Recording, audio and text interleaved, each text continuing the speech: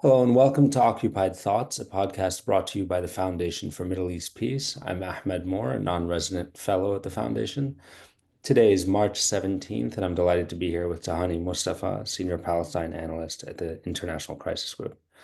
Tahani, thank you so much for being with me today. Thank you. Thanks for having me. The reason I reached out to you is because of your landmark report, which does a lot to contextualize where we're at today.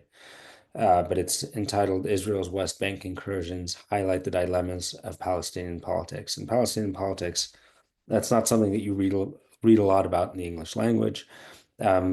A lot of people don't have a deep awareness of what's happening with the PA, the Palestinian Authority, and the dynamic that exists between the PA and other resistance groups and the PLO generally in the West Bank today.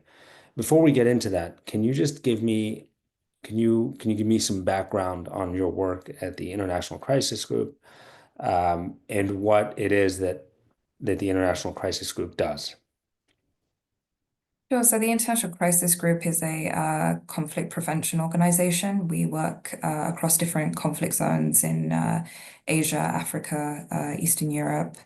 We have 50 different offices. We have numerous analysts stationed in their different areas of focus.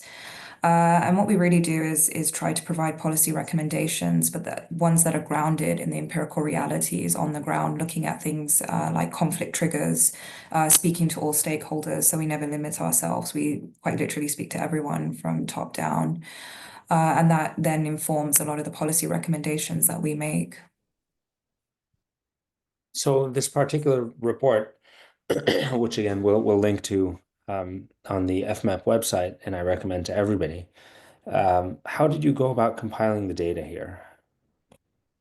Well, so this was something that had been quite long overdue. I had been working on the rise of armed resistance in the West Bank since, I mean, in a serious capacity since January 2023. There had already been sort of elements of it manifesting itself on the ground in some capacity from 2021 to 2022. But back then, I was focused on a report centered around the succession crisis within the PA, not realizing at the time, and it was really through my field interviews that I started to realize that that succession crisis was having quite an adverse effect on the grassroots politics that we were seeing sort of transform itself and project itself in the form of armed resistance. And that's something I can get into later on. So that then informed the decision to focus on the phenomenon of armed resistance that started to re-emerge, especially amongst younger Palestinians.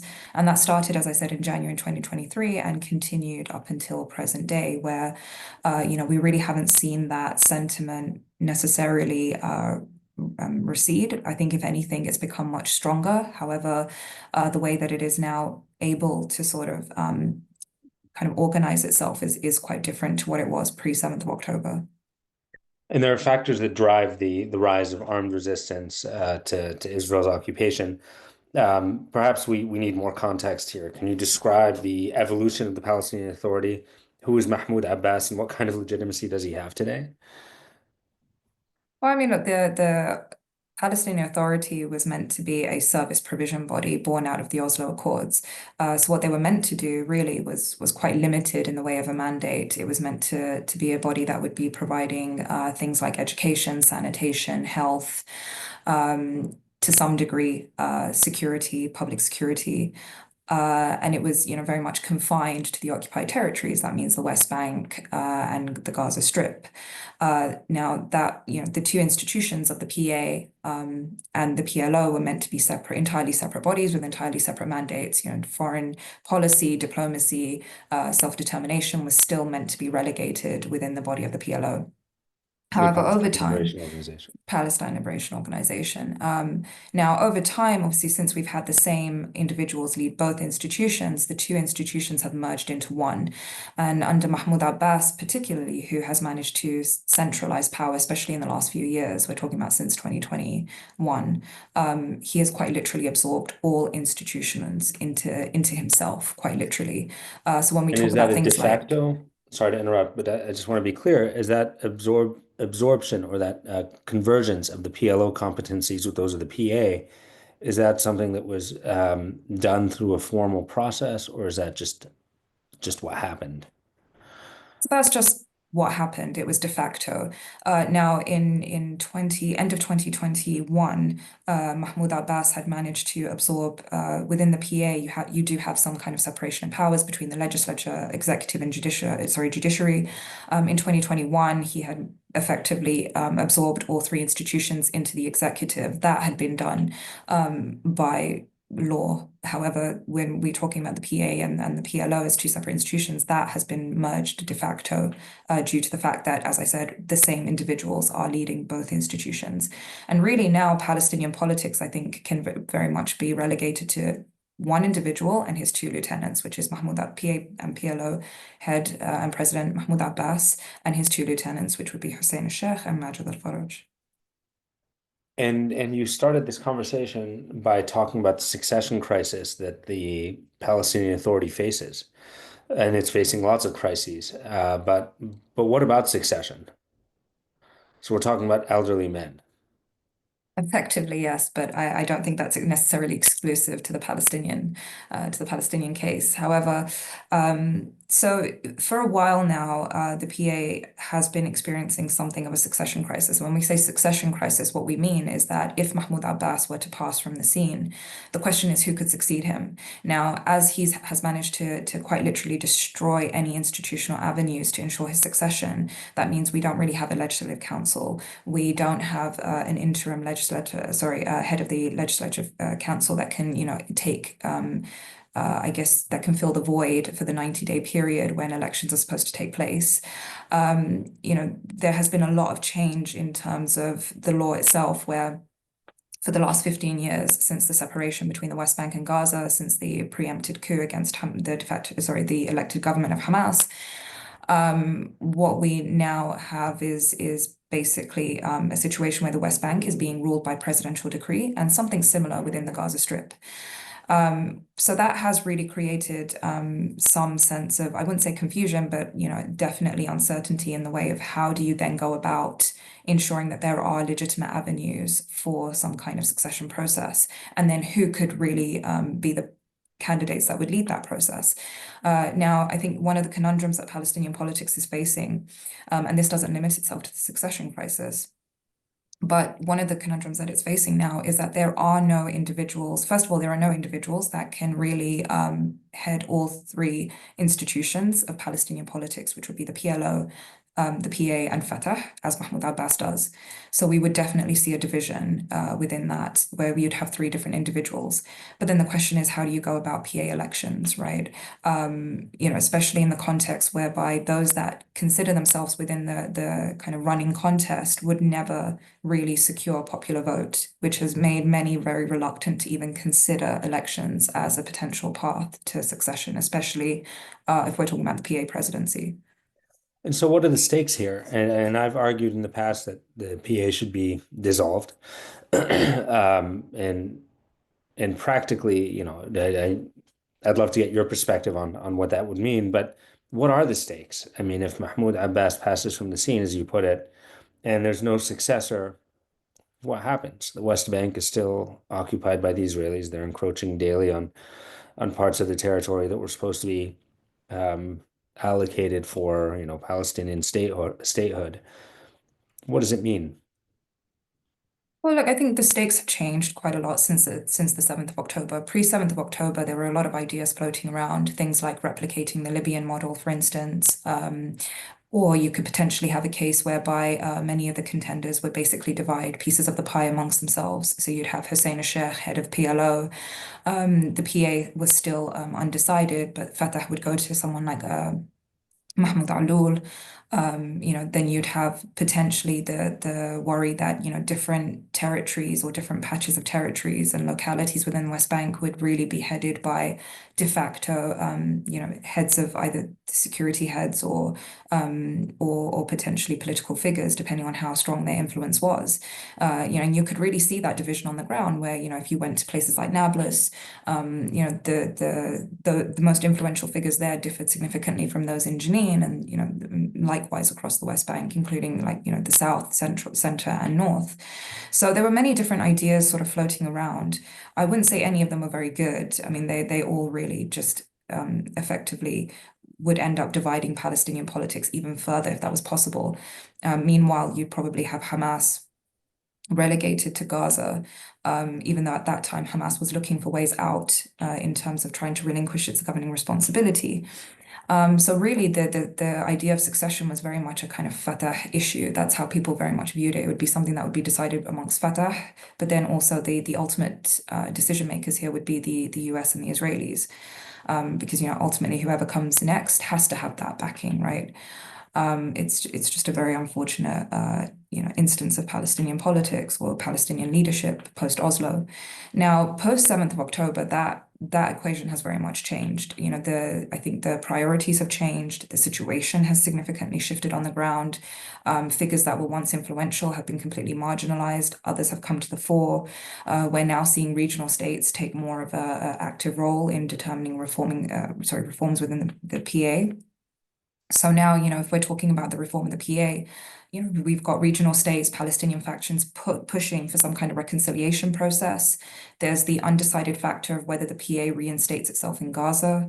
There's also the issue that, regional states are so completely frustrated with Mahmoud Abbas for being the biggest obstacle to any kind of reconciliation process or reform process. So now there's, talks of pushing him aside, where we're now going to potentially have the creation of a vice presidency within the PA, a position that never existed before. Who And that has would the go. power to really implement that kind of reform? And I'm putting reform in quotes here for people listening. Well, that would largely be the kind of financial patrons of the PA, the US, potentially regional states if there's enough pressure, enough guarantees, enough backing to certain individuals with enough influence. But can we So go right. back to big picture? Because we're getting, it sounds like you're talking about the micromanagement of the occupation through this outsourced service provider called the Palestinian Authority. Is there a future in which the Palestinian Authority just ceases to exist? And then what happens? So, in other words, what is it that the Palestinian Authority is providing? Well, I think that's precisely the problem, right? Is that there's a lot of opposition on the ground to the PA. There's a lot of discontent against the PA. But the PA's biggest saving grace is that Palestinians don't see an alternative to it. As much as you want to get rid of it, the question is what can actually fill that void? And, that's something that even opposition, large segments of the Palestinian opposition can't really answer for you. The question is, as much as the PA is so ineffective in many areas, even in the kind of very minuscule task that it has for itself, which is to provide services like health, education. It's been horribly failing at that too. But then we don't have any other entity that can really fill that void. Israel won't do it. The international community doesn't seem to have the capacity to want to do that. You could potentially have a situation where aid organizations come in, potentially be the ones to provide those services. But again, that's not something Israel will necessarily allow for. So the question is, ultimately, what alternative is there right now to the PA? And since the 7th of October, there has been, this has been something that has been very much echoed across the spectrum, which is as much as there is, widespread discontent amongst the PA, we simply don't have an alternative to it. And, it doesn't serve anyone's interest right now to completely get rid of it. And so, before the implementation of the Oslo Accords, a lot of those services that you described were managed by the Occupation Authority. So, there were Israeli troops in the West Bank everywhere. Um, and civil society stepped up to provide a lot of the social services that you now describe as being provided by the PA. So what's happened to civil society in that time?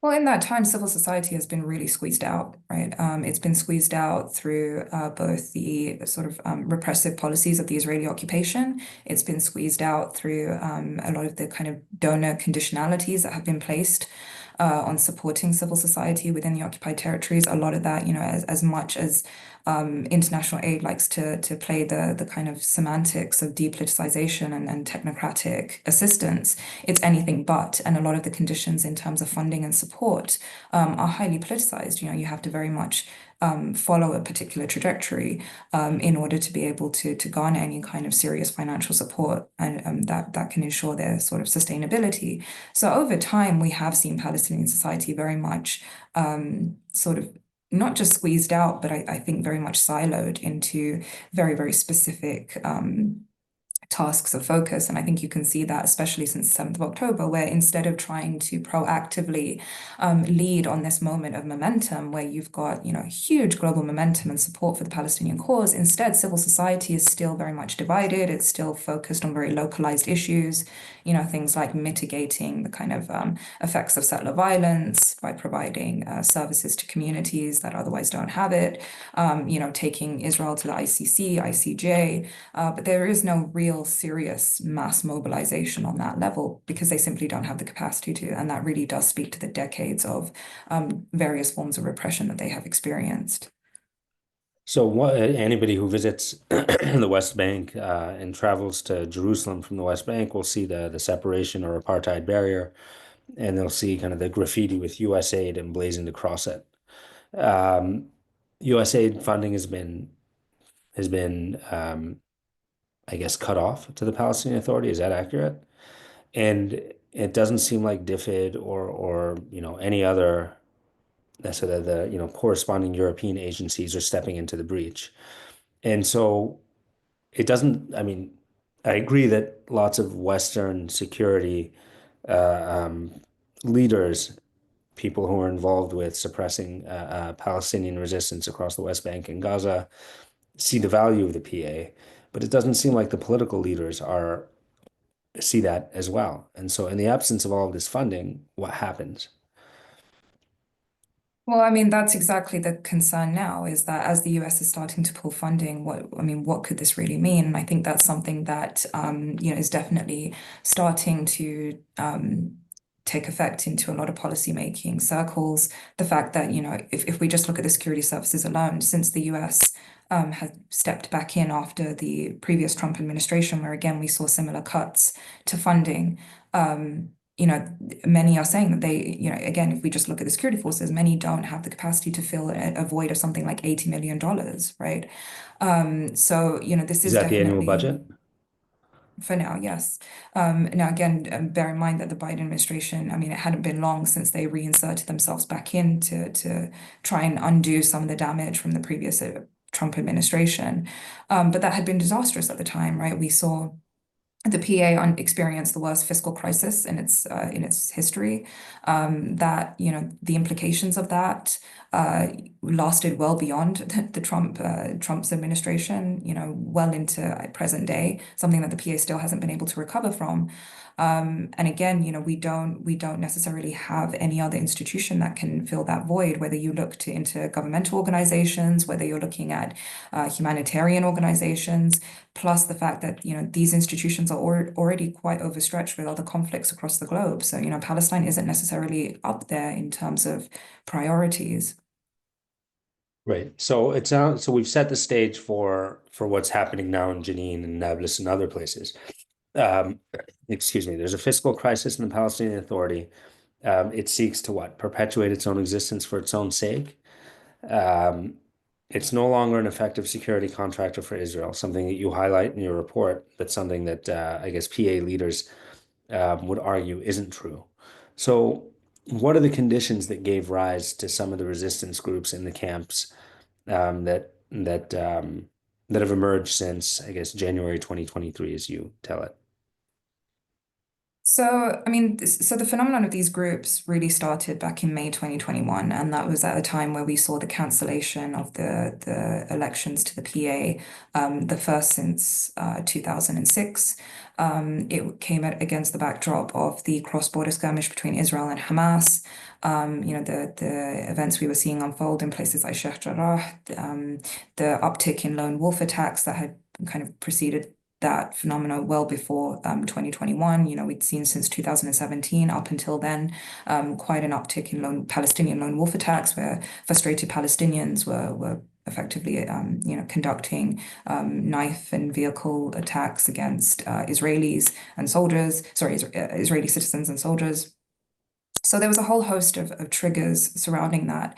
Now, what really sort of catalyzed that form of organized resistance was Israel's preemptive operation, Breaking the Wave at the time, that was primarily targeted towards the north of the West Bank, which is often where assailants of lone wolf attacks would come from.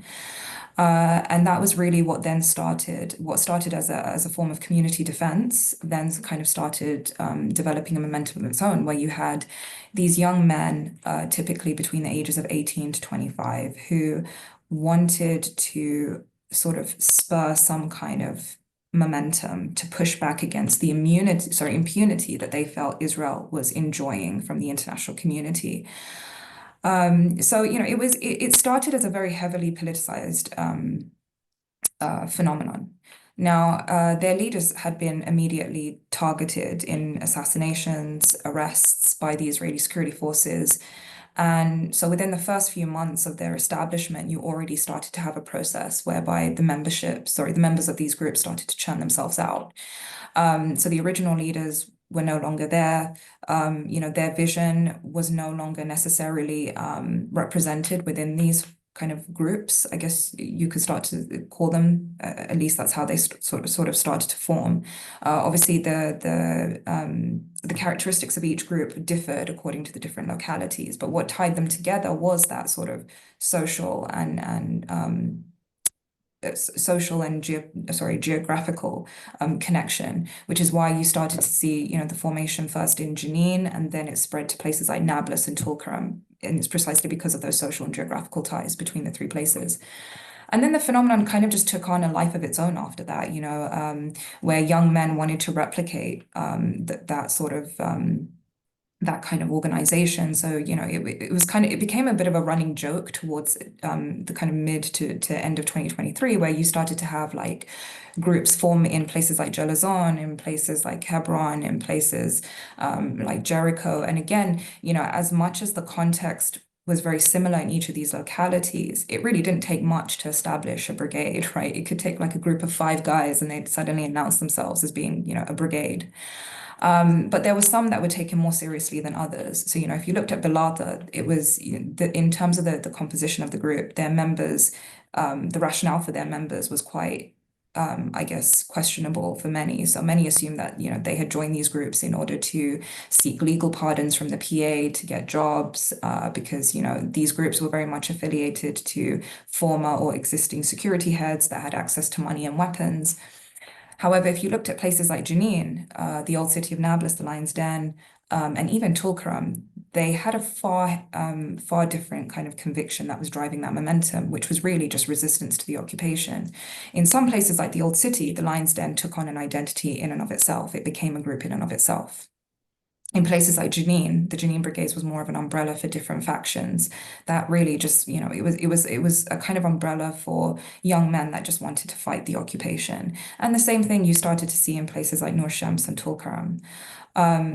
And in many cases, these young men kept their kind of political affiliation. So many of them had been born and brought up in families that had a long affiliation to groups like Fatah, Hamas, Islamic Jihad, PFLP, and they kept that. They very much kept that. In some instances, alliances were fluid, whereby if you came from a family of, Fatah, because Fatah had renounced its commitment to armed resistance, they were no longer willing as a movement to support what was going on in the ground, and that's where, this phenomenon this time really differed from what we saw in the Second Intifada, whereby in the early 2000s, you saw the leadership support the push for armed resistance, right? You saw them support that. In this case, you actually had the PA actively fighting against it through different ways it could, whether that was through smear campaigns, surrender programs. So, for those that came from Fatah affiliations, if Fatah wasn't willing to give them a weapon, if they couldn't get the financial support they needed to, they would shift alliances to Hamas and Islamic Jihad. Anyone who was willing to give them the logistics to fight the occupation. But as I said, these groups really just started as a community defense mechanism. They retained that posture, where they would defend their neighborhoods against Israeli incursions. And they were quite explicit as to why. They were very clear about, the fact that they didn't preemptively go looking to attack Israelis because they knew the power discrepancy and the collective punishment that could reap. And what was more, was you started to see the early signs of friction between these groups and the local communities precisely because the level of collective punishment that these communities were experiencing, whether it was movement restrictions, closures, Israeli incursions that were putting people off from coming into places like Nablus, which used to be a big commercial hub for shopping and things. So that started to really take a further financial toll on these localities, as well as the fact that many of these young guys, I wouldn't say the original members, but as we sort of started to see a constant sort of churn of their members, you started to see that friction in the way that they were projecting that violence onto their own communities. And so it created this kind of precarious relationship between local communities and armed resistance, where people would vocalize that support openly. Because obviously in Palestinian politics, it's a red line to criticize armed resistance in many ways, right? Because to do so would be almost like you're relinquishing your right to resist an occupation. But at the same time, this was starting to really sort of bring to the fore a lot of the trauma that these communities experienced during the Second Intifada in their experience of armed resistance, where it got them nothing. It led to the loss of more land, more rights. And what was worse was, these groups started to project that violence onto their own communities. That's exactly how Hamas won the elections in 2006, right? Off the back of promising to restore law and order. So you started to kind of see those sorts of kind of elements kind of manifest themselves on the ground. That's just really just got worse throughout 2023. Now, by September 2023, after Israel had conducted, mass incursions in places like Jenin in July, we saw quite a big one in July, the largest since the Second Intifada. You'd seen the PA also simultaneously undergo a surrender program with these groups. At that point, at the end of September 2023, there was really nothing left of them. The Lion's Den had pretty much either been killed or imprisoned. The same thing with the Jenin brigades. Many of them had surrendered their weapons, taken up jobs in the security forces. Tulkarm, really, there was only just a handful of young men. But that was pretty much it. The support, the enthusiasm had very much died down. So Obviously, let me that's a very good place because there is a big transition coming, right? Mm. You described it several times, but I just want to be explicit here. What were these young men reacting to in 2021 through 2023? Clearly, the occupation is not a static force. It's a dynamic occupation. There's endless encroachment by settlers. But can you just describe some of the conditions that would cause, a 17-year-old without a job to pick up a weapon and kind of almost certainly accept, death within the next 2 years at the hands of the Israeli army? Well, there was a lot of sort of triggers behind that. The first was the uptick that Palestinian communities were experiencing in the way of settler violence in the years before that, which which we saw get progressively worse. Especially throughout 2021, 2022, which even by all accounts from organizations like the UN and other human rights organizations were describing the West Bank at that point, as being in utter crisis. Because of the significant rise in settler violence and the damage that was doing to Palestinian property, communities, livestock, land, the effects of direct displacement that we were seeing from that level of violence. And worse yet, that was also being coupled with the increase in Israeli incursions that we were seeing, especially after May 2021. And that was due to the fact that at that time you had an Israeli coalition that really had very little in the way of much of a consistent political program. But what it did have was, as most Israeli administrations, what they often tend to do is when their electorate loses faith in their own political processes, they often tend to pursue hardline policies against Palestinians in order to try and ramp up, right, that political support, whether that's in the context of mowing the lawn in Gaza, as the Israeli sort of a security establishment like to call it, or in the context of the West Bank at that time, due to the uptick in Palestinian lone wolf attacks that Israel was experiencing. And that's really what kind of drove Operation Breaking the Wave. And that was really the only thing that was kind of holding that coalition together in many ways, was that sort of hardline policy against Palestinian lone wolf attacks and guaranteeing Israeli security. And so the West Bank this time bore the brunt of that. And so that's, that was also an additional factor in driving those forms of organized resistance. The increasing in incursions, which always would bring with them Palestinian fatalities, destruction of Palestinian localities, coupled with the increase in settler violence. And the fact that many just felt like they didn't have a political leadership that was advocating for them. The situation on the ground was incredibly dire. The PA was no longer able to provide efficient services, which would normally buffer some of the effects of that kind of violence of the occupation. But you no longer have that. We've seen organizations that could maybe try and help buffer some of that, like UNRWA. They were experiencing a financial crisis. Throughout 2023, I think most of the time their staff were largely on strike. So you would literally go to refugee camps and see like quite literally mountains of rubbish pile up where the PA was refusing to fill that void, where young people were largely out of school because the PA couldn't assimilate the majority of those, that UNRWA provides for. The same thing in the way of healthcare, sorry. So when you live in a situation where living standards are constantly declining, where young men don't feel like they have much of a future, where you're constantly restricted in the way of your movement, where you're subject to violence with a complete impunity, and where you have a completely ineffective international community that has failed to provide any accountability, that was really sort of the way that these young men felt that they could assert their agency in some way. And for many, it was unfortunate to hear that for them, it was really the only way that they felt that they could insert not just a sense of agency, but assert some kind of dignity, right? For them, it was a way of trying to basically, either live in these decrepit conditions or die with some level of dignity. And it was quite saddening to hear that echoed a lot of the time. And it was really interesting to see also You that, interviewed some of these yeah. young men. Yes. Yeah, I mean, I remember back in March 2023 when we were interviewing the Lion's Den, as I said, these young men were quite politically astute. The fact that they could quite literally articulate the fact that Israel is not a good faith actor when it comes to negotiations, that they were giving them no prospect for a better future. They were referencing things like at that time, the Aqaba summit, where you had the intervention of regional states to try and get Israel to sort of scale back the settler violence.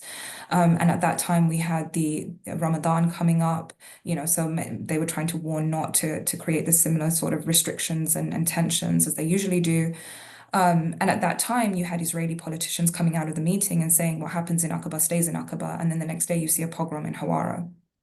Right. And this is, I mean, I'm giving you examples that the group itself were quoting to justify why they felt like Israel was not a good faith actor in this conflict, and why they felt like not only do you not have an adversary to negotiate with, but also they don't have a leadership that can effectively advocate for them. And this was a frustration being felt not just within the grassroots, but something that Fatah's long time relied upon intermediaries were also expressing, whether that was the popular committees, whether it was prominent Fatah officials that would normally be the kind of conduit for the top tier to sort of communicate with the grassroots. A lot of them were really airing that frustration. And for the first time, it was very quite clearly laid out and articulate and overt. They were just like, it doesn't matter how many times we go back to Mahmoud Abbas and Hussein Sheikh and explain the situation, it's just falling on deaf ears. They cannot relate, or they're just simply not interested in what is happening on the ground.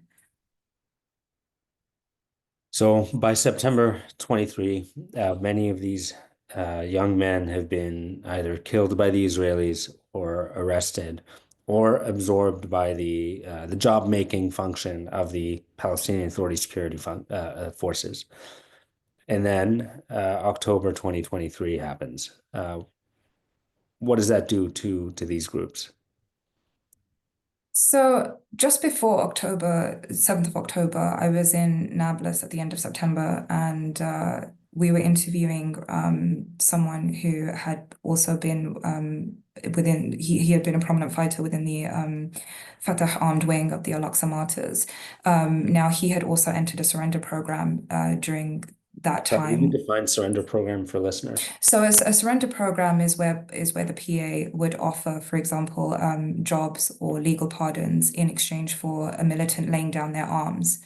So he had entered one of those legal pardons in exchange for a job in the preventative security forces. However, he's never been allowed to leave the old city of Nablus. So he's quite literally confined to Nablus. If he were to leave Nablus itself, he would be subject to arrest if he had to cross a checkpoint. What was more was he was somebody that was overseeing a lot of these different armed factions on the ground on behalf of Fatah. Right. So he was kind of, again, their conduit on the ground between the political tier and grassroots. And I remember at the time when we were talking about sort of the way that this whole phenomenon just managed to implode, he was saying, he was very explicit. He was like, look, this is something that is cyclic. You can nip it in the bud now, but it will come back. Give it the right context and it will come back. So this isn't over by any means. And lo and behold, a month later, that's exactly what you had, the re-establishment of these groups.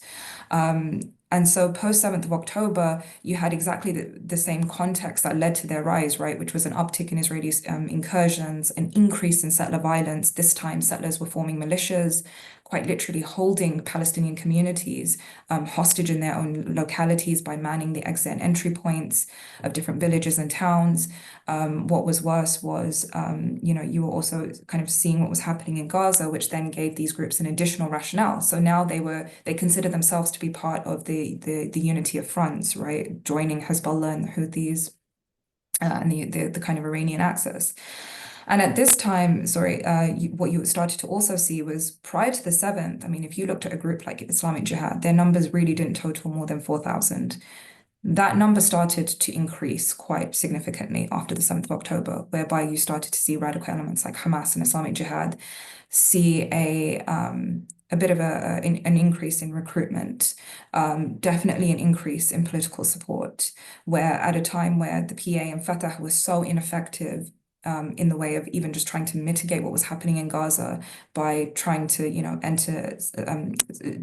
trying to take up seats at the negotiating table, which by even according to regional mediators, the PA had refused to do. It's not that they weren't afforded a seat at the table, it's that they refused to come. They left negotiations to what has been considered or categorized as an international pariah. And worse yet, to see, to see the PA completely ineffective in even protecting the communities in the West Bank led to the rise of these sort of, again, what began as community defense then turned into more organized forms and the reestablishment of these groups. In some cases, you started to see the mobilization of new groups, right?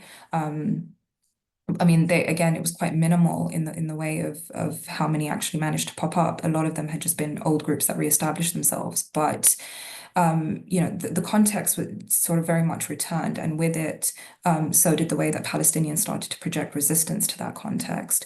But what was, I think, the more interesting dynamic was the way that they then linked their resistance to what was happening in Gaza. It was more the link of the unity of fronts, but also the fact that we started to see some level of indications of intelligence sharing between the resistance in Gaza and that in the West Bank, where you started to see, at least in the early sort of few months of the conflict, Israeli soldiers that had been implicated in crimes in Gaza. Again, these weren't soldiers that were necessarily publicizing this. They couldn't be easily identified. But the fact that you had Palestinians targeting through lone wolf attacks Israeli soldiers that had later been implicated in war crimes in Gaza was pretty indicative that there had been some kind of intelligence sharing between the two territories.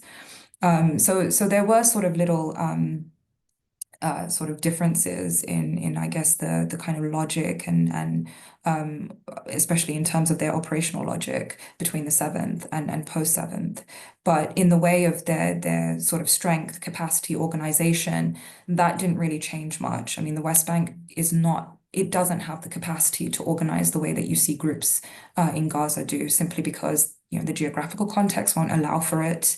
And what's more is that Palestinians, especially in the West Bank, don't have a leadership for it, right? They don't have any particular leader, whether that's an individual, an institution, or a faction that can really just try and help bridge these differences and drive that momentum. So I want to talk about practical because I'm struggling to imagine all of this. So anybody who's been to the West Bank knows that it's a very, very tightly controlled area. Security cameras everywhere, checkpoints everywhere, coming in and out of any place which is majority Palestinian. You run the gauntlet really. of kind of the occupation. And so practically, how are these young men equipping themselves with the organizational means to wage an armed resistance? Where are the weapons coming from? And when you talk about, intelligence sharing, I mean, is that a Telegram channel? How does that work? So, I mean, in terms of the sort of experience they have, a lot of that is just field experience, right? You kind of just learn as you go along.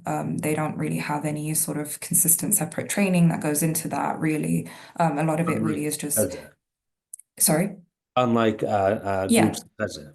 Yeah, I mean, you certainly can't compare the resistance groups in Gaza to anywhere near what you're seeing in the West Bank. So in the West Bank, it's more just field experience. Also, if you've experienced enough Israeli incursions in your lifetime, you learn to eventually launch an effective ambush. I mean, one thing that the Israelis are not very good at is really switching up their tactics. So they often tend to be quite predictable. Also, it's very indicative, especially since like the operations that we've seen. As much as Israel does have the capacity to conduct sort of targeted operations. At the same time, a lot of what they're doing is very indiscriminate, which is also indicative of the limited amount of intelligence that they have on the ground, really. Um, but again, that could very well be deliberate. I think the Israeli rationale here is something else entirely, which is more collective punishment and deterrence rather than really just specifically targeting resistance fighters. But in the way of training, it's more field experience, and also the fact that a lot of these young guys come from families of former fighters, whether that's relatives that have fought in the PLA, the Palestine Liberation Army in Lebanon, those that had fought in the Second Intifada. Many of them come from relatives that are highly political, have either been killed by the Israeli occupation, imprisoned. So, there is that kind of memory, I guess, family sort of historical memory that they can draw on as well. In the way of weapons, I mean, that was a much murkier picture. So, there was the assumption that a lot of these weapons were coming from Israeli military bases where they were stolen. To some degree, yes. Like, a lot of the weapons were coming from Israeli military bases, but at the same time, there was a huge black market that was coming from 1948. And some of those weapons were coming from, places like Lebanon. Much of it was coming from Jordan. Jordan had been very heavily implicated in in a lot of the arms smuggling. Now, how they were able to do that was largely through kind of smuggling things like gold and pieces of weapons that could then be assembled in particular warehouses in 48. And it was being done primarily through prominent sort of tribes on the Jordanian side that had affiliations to the royal court, right? Because that's what afforded them the kind of diplomatic community in order to pass through Israeli crossings. And the Jordanians at the time, I mean, they had a pretty bad prosecution rate whenever these individuals did get caught, and it was precisely because of the political clout that these people or these individuals carried with them. They often came from prominent Jordanian tribes, and as I said, they were very tightly linked to the royal court. Now, the only time we really did see a prosecution happen, which was summer 2023, and it was the Jordanian parliamentarian that got caught, and it was. I mean, this had been his 12th time, apparently, smuggling similar things across the border. And at that time, the only reason why he was prosecuted was because he came from a very anti-Hashemite tribe. So it really had very little to do with, trying to mitigate a lot of this arms smuggling. And sometimes these weapons actually came from, those that were actually supplying PA security heads. I remember in 2017, again, this has been a long-standing problem, by the way. The reason why everyone in the West Bank has weapons is because this isn't just something that came up over the last few years. It's been a very long-standing problem, something that even like the United States Security Coordinator was very much well aware of, where you'd have Palestinian heads of security quite literally taking weapons that they were given and funneling them to their patron-client networks in refugee camps and other localities. Again, the international community were very much well aware of that, but as long as they weren't deploying them against Israelis, it was fine. Obviously, that very much changed in 2021. And so that's where you get the murky relationship again between the grassroots and the PA, whereby it's actually individuals in very prominent positions within the PA that are logistically and financially supporting these groups. And many of they don't do it in their capacity as Fatah, even though many of them do come from Fatah. Many of them can be, members of the Revolutionary Council. However, they do that in their capacity as individuals. And so what you end up having is a situation whereby like each camp is sort of affiliated to one leader or another, right? So you can look to Balata, and that was very notoriously affiliated to a couple of prominent Fatah individuals. The same thing with the Old City, the same thing with Jenin, as well as having their affiliations to Hamas and Islamic Jihad. Now, where you had the support of Hamas and Islamic Jihad come in was, so Islamic Jihad was more the kind of financial support. Hamas was more the kind of logistics. Hamas would be the ones to supply the weapons and parts. But again, that wasn't something that was equally distributed within the groups. It really just depended on who you knew and your positionality within those different kind of factions. So not everyone got the same kind of weapons, not everyone got the same financial support. And I think, I guess what was worse was, as I said, these alliances were very fluid. So if you couldn't get a weapon from Hamas, you would turn to Islamic Jihad and you'd suddenly become an Islamic Jihad member. And then, there were occasions where you would sort of see the posters of like young men that would, when you have that sort of commemoration of martyrs, and you see like three different factional logos on one poster, right? You're just like, well, which is it? So that was kind of really the sort of kind of where they sort of got their sort of field training and logistics. Understood. And so through October, these groups are energized again. But so, the Israelis also step up the repression. And it's not just settler violence, which is unchecked, it's the army accelerating violence. Today, Jenin, I mean, please describe what's happened to Jenin. So, I mean, today, Jenin has been, unfortunately, one of the areas that has borne the brunt of Israel's post 7th of October West Bank assault. So even before the recent Operation Iron Wall in Jenin, I think Jenin had been subject to over 100 incursions, and quite out of that 894 that have been killed so far since the 7th of October, a lot of those have hailed from places like Jenin, including the 15,000 that have been arrested so far. So right now in Jenin, what you're seeing is a continuation of what the PA had started in December. So the PA, once you had the reestablishment of the Jenin brigades, the PA for the last 16 months had been trying to negotiate some kind of surrender program with them. By July, they realized that it was completely ineffective, that this, unlike pre-7th of October, this wasn't going to cut it anymore. So they then decided to take a more coercive strategy, but they needed a pretext. The PA doesn't have the legitimacy to simply deploy force. It is deeply unpopular. Even if its messaging is right, which is, they want to prevent the West Bank turning into another Gaza, the messengers are wrong, right? So, even if they have a legitimate message here or a legitimate cause, it's the people that are carrying that message that really do raise eyebrows. And so many were quite skeptical when you have people like Majid Faraj and other PA officials saying that they're trying to do this for the benefit of Palestinians when, for the last 15 years, we've seen anything but in terms of the self-preservation and interest of the PA. So they needed a pretext. They started with Tubas first because Tubas provided that immediate pretext they needed. The And so operation can was you provide some context here? So Tubas is a big city, small city. Tubas is a city in the north of the West Bank. It's not necessarily a big city, but it's fairly well sized. The brigade itself was I think something like 80 members. And at that time, the PA had gone in to effectively nip the brigade sort of in the bud, right? The resistance in the bud. They did incur clashes, but eventually they were able to broker a surrender program with the interference of families and the popular committee. And so the members of the brigades handed themselves in, including the leaders. And that was a pretty quick, fast, effective operation. It was literally done and over with within a matter of days. Coordinated with the Israelis. Sorry. Coordinated with the Israelis. Yes, so I mean, it would inevitably be coordinated with the Israelis because for the PA security forces to move anywhere, it needs to be done in conjunction with the Israelis. Especially, given that you have uniformed PA security forces out and about, if the Israelis were to conduct an incursion and they were seen in uniform, they would be seen immediately to be engaging in combat. So that would have, of course, been done in coordination with the Israelis at the very minimum to ensure their freedom of movement. Now, after the Chubas operation, the PA felt emboldened enough to continue.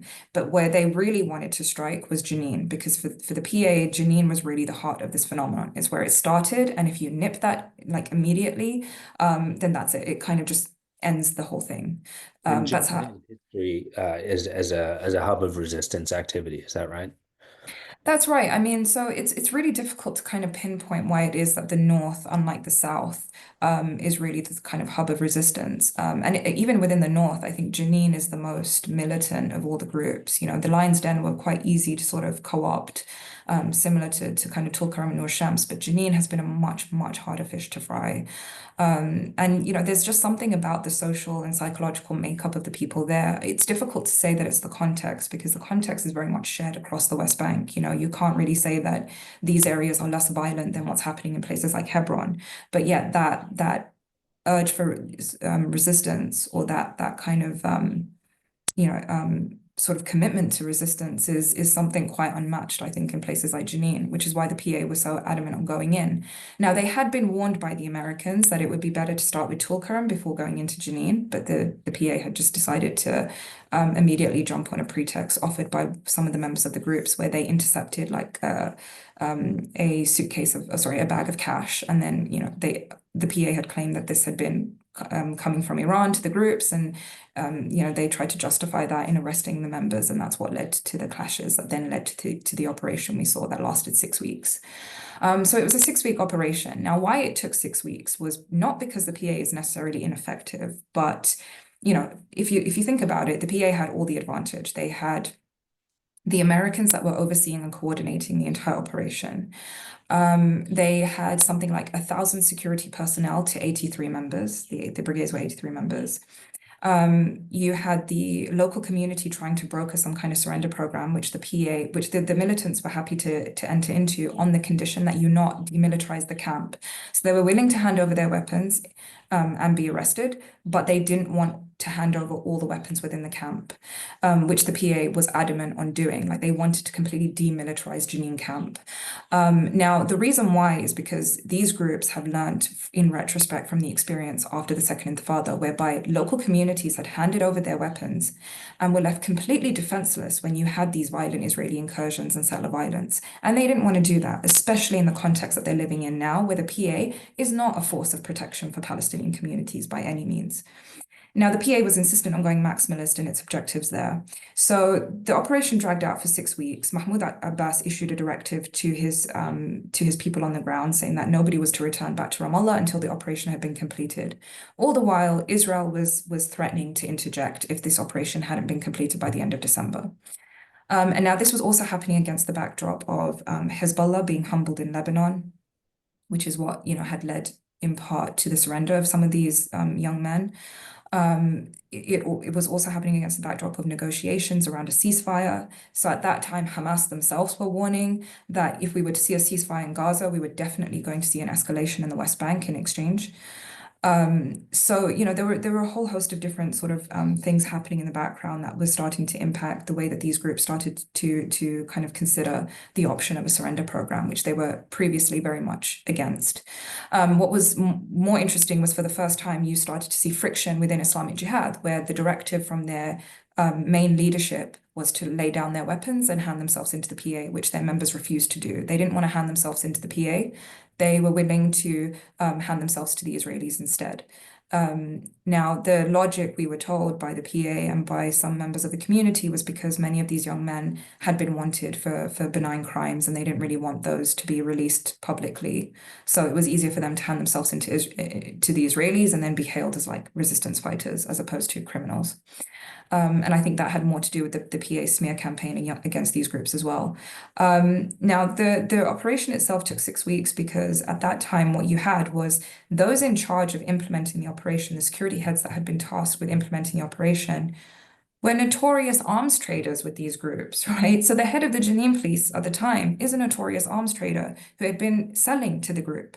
He himself had been somebody who decades back had entered a surrender program with the PA. He was arrested and then released and then given a job in the security forces. But the terms of his arrest were because he had been implicated previously in arms trading and human trafficking. The head of the National Security Forces is somebody who came from Jenin, Fatah Revolutionary Council member, who saw these young men as resistance fighters, who had been logistically and financially supporting them since 2021, since the start of the group itself. So to have them then, expect them to then clamp down was unrealistic. What was more was many of those that had been deployed in terms of security personnel had no previous experience in engaging in live fire or clashes. And also what they were seeing coming from Gaza. It's not that the PA has the hesitancy to deploy force. We've seen them do it in the past. But the problem was that when you're seeing your own people being, a genocide being committed against your own people and threats of a similar genocide, being inflicted on the West Bank, of course it's going to make many of them reluctant to then deploy that force. And that's where, you had that push and pull of the discourse between, something that has shaped Palestinian politics for a very long time, which is the route to self-determination through resistance, or is it through cooperation with the Israeli occupation? Obviously, we know which side the PA tends to favor, but you're starting to see that really shift, where the majority of Palestinians are leaning more towards now resistance, not necessarily armed resistance, it can be civic resistance, but there's no longer this kind of large sort of backing for cooperation with Israel anymore, right? Israel has proved that it doesn't act in good faith. So you kind of started to see that friction, especially since the 7th of October, play itself out on the ground in a more violent form. And that's what we were seeing in Jenin and Tubas through these clashes. But I, I want to be mindful of time.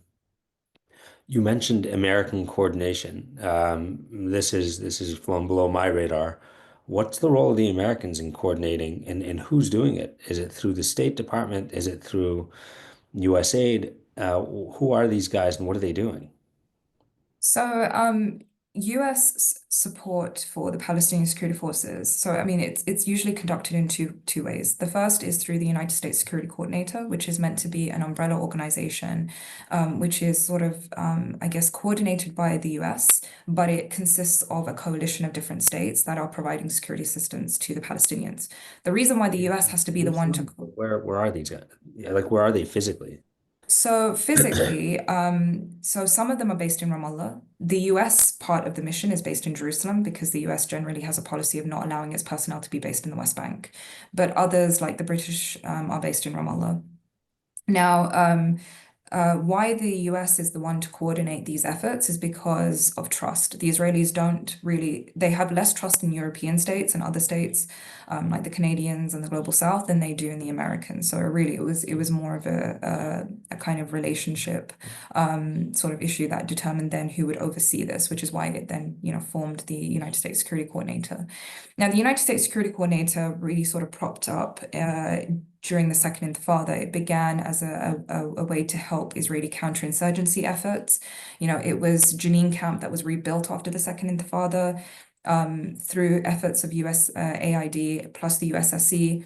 And again, the way that they built this camp, I mean, there's been some incredible work done by people like Lisa Bangalia. If you look to Jeanette Bevan, she's done an incredible piece on how, very similar to what we're seeing today happen in Jenin, we kind of saw in 2005.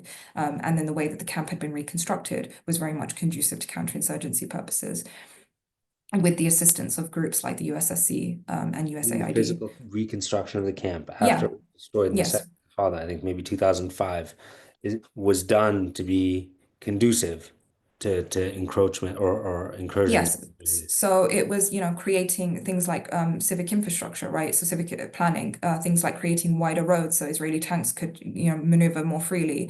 Things like ensuring that there weren't, it wasn't as tightly condensed as it had been previously to make it harder for militants to seek refuge and hide and conduct insurgency operations. So it was, there was a lot of sort of planning and the way that this camp had then been rebuilt had been very much around the counterinsurgency rationale. And it had been done like financed by USAID with the assistance of the USSC.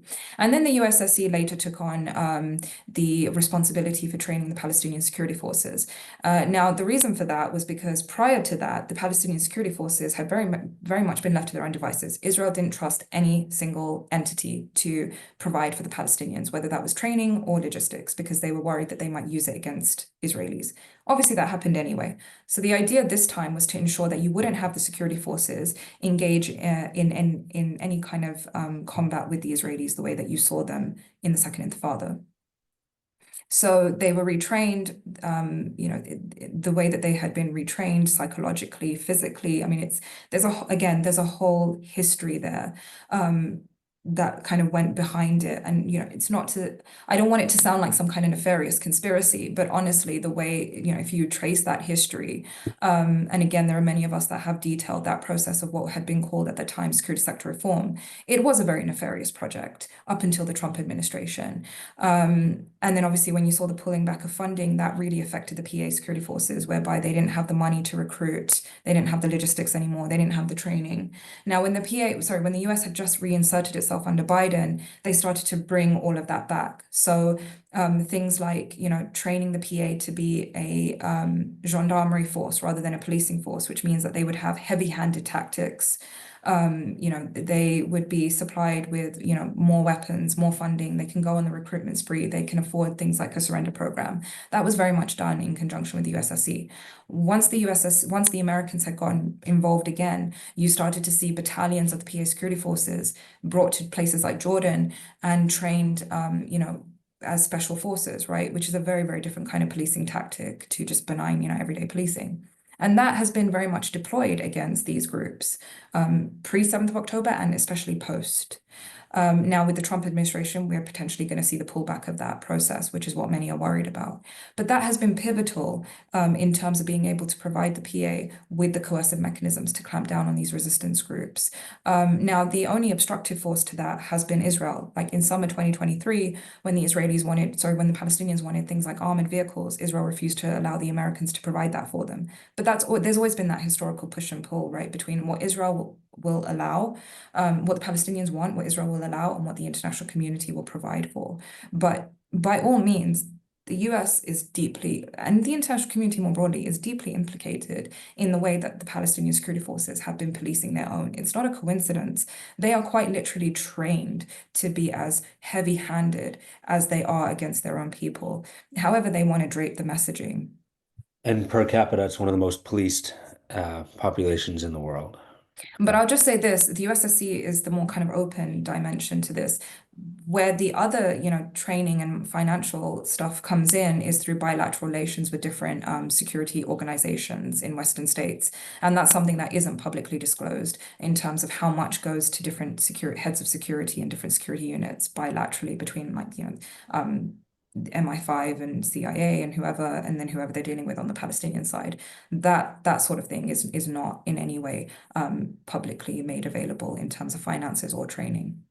Right. And you're talking about money deployed directly to security heads in these regions, and then they funnel that to the people that they oversee. Is that what you mean? Precisely, but there's also training that goes on as well. So they're often sent abroad to training programs. Understood. I mean, I've learned so much in this conversation. I could speak with you for hours. I mean, you really um, your understanding of the situation on the ground through firsthand interviews and experience is invaluable.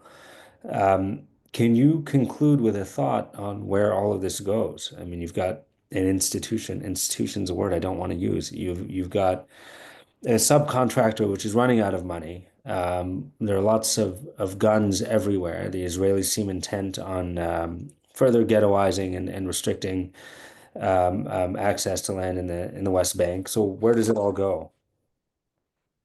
I mean, I really don't want to end on a negative note, but I think, unfortunately, the West Bank, I think, first of all, Palestinians are more divided than they've ever been. The West Bank, especially, is really in no position to provide the kind of pushback that we've seen in places like Gaza, right? When you look at groups like Hamas and Islamic Jihad in Gaza, you can tell that they have the capacity for longer term insurgency.